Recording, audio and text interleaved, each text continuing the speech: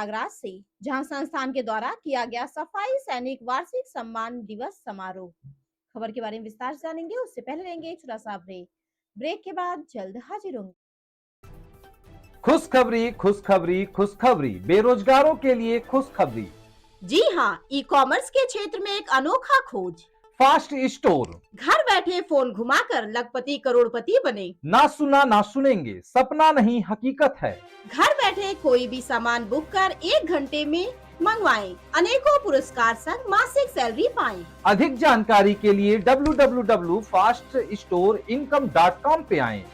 Break के बाद आप सभी का स्वागत है। खबर यूपी के प्रयागराज से, जहां पुजारी मानव सेवा एवं प्राकृतिक संरक्षण संस्थान द्वारा प्रिया गेस्ट हाउस राजापुर में सफाई सैनिक वार्षिक सम्मान दिवस समारोह कार्यक्रम के अवसर पर मुख्य अतिथि के रूप में सांसद प्रवीण पटेल ने कार्यक्रम की शुरुआत दीप प्रज्वलित कर किया।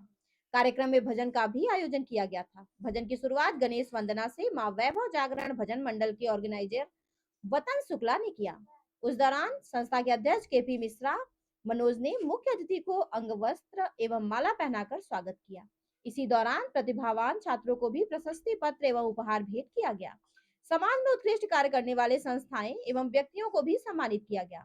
विशिष्ट अतिथि के तौर पर उपस्थित शहर उत्तरी के विधायक हर्षवर्धन वाजपेयी ने संस्था के द्वारा मिलकर गरीब भाई बंधुओं को कंबल वितरण किया गया। इस कार्यक्रम के दौरान उपस्थित सुमित मिश्रा, सचिन, कोषाध्यक्ष सुशील कुमार पांडे, उप सचिव निहाल पांडे, प्रवीण कुमार त्रिपाठी, नमित सिंह, भगवती सिंह, संतोषी मिश्रा, विशाखा मिश्रा, जया मिश्रा सहित कई लोग मौजूद रहे। कार्यक्रम में कई ऐसी संस्थाओं को उत्कृष्ट सामाजिक कार्यों करने के लिए सम्मानित किया गया, जिसमें Rajiv Chawla, blood for humanity foundation, Shailendra Mishra, Brahman Parishad Uttar Pradesh, Saroj Singh, Awadh जन कल्याण समिति, संजय गुप्ता, राजापुर व्यापार मंडल अध्यक्ष नरेंद्र ओढ़, नमस्ते भारत, अन्य व्यक्तियों को सम्मानित किया गया।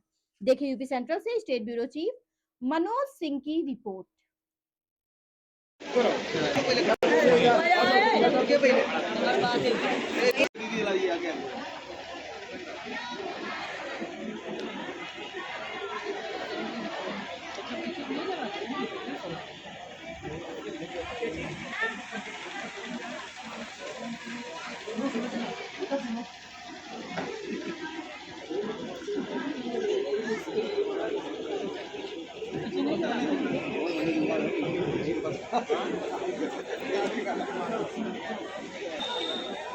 भारत माता की जय, भारत माता की जय, वंदे मातरम, वंदे मातरम, वंदे मातरम, भारत माता की जय। का तो पूरा जो कहा जाए कि जो उद्देश्य है वो गरीब कल्याण का ही उद्देश्य है। आप जानते हैं कि पंडित दीनदयाल उपाध्याय जी ने जो अंत्योदय की बात कही कि अंतिम छोर पर बैठे हुए व्यक्ति के चेहरे पर कैसे मुस्कान आए, उसी लिए हमको काम करना चाहिए, उसी तरह का विकास करना चाहिए। तो जो उद्देश्य पार्टी का है वही उद्देश्य ऐसी संस्थाएं काम कर रही हैं। आप जान रहे हैं कि अभी अपने यहाँ कुंभ लग रहा है, करोड़ों लोग यहाँ पर आ रहे हैं और जिस तरीके से इस प्रदेश के साथ साथ हमारे प्रयागराज का विकास हो रहा है वह सबके सामने है। तो निश्चित रूप से कुंभ के माध्यम से भी लोगों को प्रेरणा मिलती है सेवा का, और यहाँ पर तमाम ऐसे लोग देखते हैं किस तरीके से सेवा के क्षेत्र में लोग कार्य करते हुए मानवता के कल्याण के लिए लगातार आगे बढ़ते रहते हैं। तो आज ऐसे मौके पर 13 तारीख को पौष पूर्णिमा का स्नान है, तो क्या व्यवस्थाएं हैं इसमें?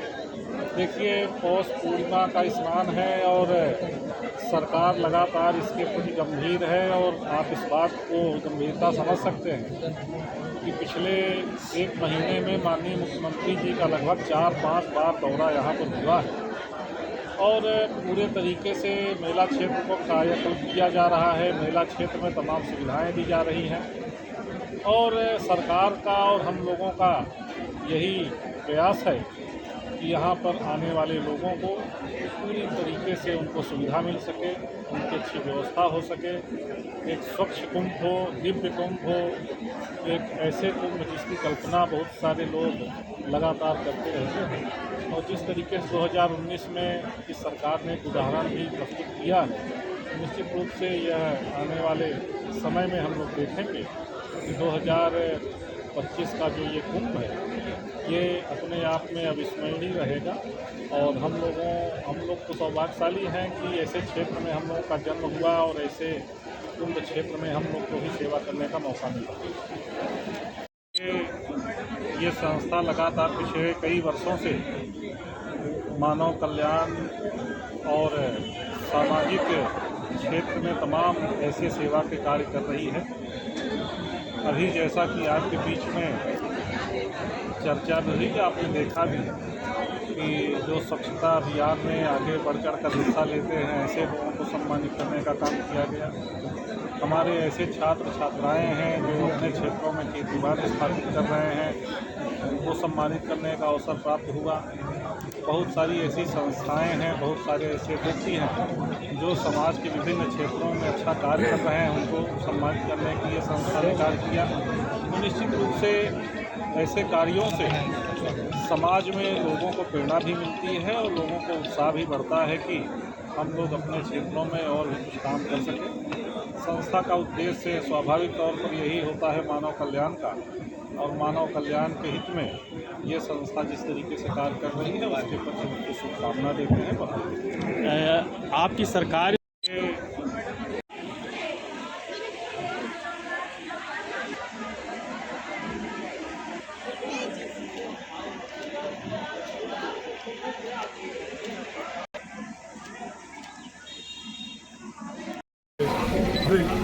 किसान परिवार से जुड़े हुए सांसद जी आए, निश्चित रूप से हमारी संस्था का नहीं पूरे राजापुर का कायाकल्प होगा।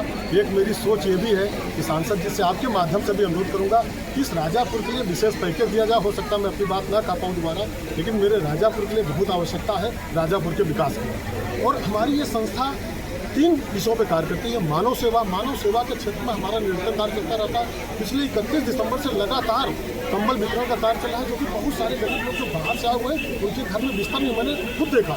तो पुराने वस्त्र हम इकट्ठा करके और उनको कंबल वितरण का कार्य करते हैं। सनातन संस्कृति के लिए लगातार हमारी संस्था कार्य करती है हनुमत आराधना के माध्यम से। आज कुछ ऐसे गली मोहल्ले छोटे छोटे मंदिर हैं जहाँ छोटे छोटे बच्चे राम राम कहना शुरू कर दिए, तो और उनके परिवार में समरसता का भाव उत्पन्न हो रहा।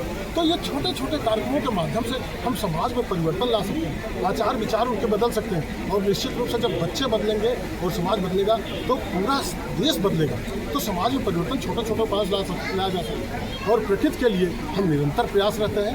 हजारों पेड़ हमारे लगे हुए हैं। पूरे जुलाई से हमारा वृक्षारोपण शुरू होता है, अक्टूबर नवंबर तक चलता रहता है। कई ऐसे विद्यालय प्रांगण रहे, फूलपुर के क्षेत्र में भी आपका एक विद्यालय था जिसमें हमने पूरा वृक्षारोपण किया और बहुत अच्छा संदेश दिया। तो वृक्षारोपण के लिए, पर्यावरण के लिए, मानव सेवा के लिए, सनातन संस्कृति के लिए कृत संकल्प है। जहाँ हमारी जो जरूरत पड़े हम पूर्ण रूप से समर्पण भाव से, निस्वार्थ भाव से। सर अपना परिचय बता दीजिए। आपकी संस्था महाकुंभ में क्या सहयोग और योगदान है? मैं महाकुंभ में तो सब लोग कर रहे हैं। मैं महाकुंभ से बाहर जो भी हमारे बाहर से लोग आ रहे हैं उनके लिए सुख सुविधा का ध्यान रखना, उनके बिस्तर का ध्यान। इसी महाकुंभ के उसमें ही जो हमारे बाहर से लोग आए हुए हम उनका पूरा कंबल वितरण का है, उनके भोजन की व्यवस्था है। उनके बच्चे हैं कभी जिनके पास कपड़े नहीं, वस्त्र नहीं ठीक से, तो हम उनको कपड़े भी प्रोवाइड करवा रहे हैं। तो ये सारी चीज़ें हम लोग बाहर से भी, जरूरी नहीं महाकुंभ के अंदर जाकर मदद करना चाहिए, हम महाकुंभ के बाहर से भी लोगों को मदद करनी चाहिए आने वाले। और पूरा महाकुंभ में हम जितना संभव हो सकेगा, जो असहाय लोग रहेंगे चल फिर नहीं पाते, हमारी अपनी गाड़ी से मैं पूरी रात टहलता हूँ उनको पहुँचाने, कोई स्टेशन जाना, कोई बस अड्डे जाना,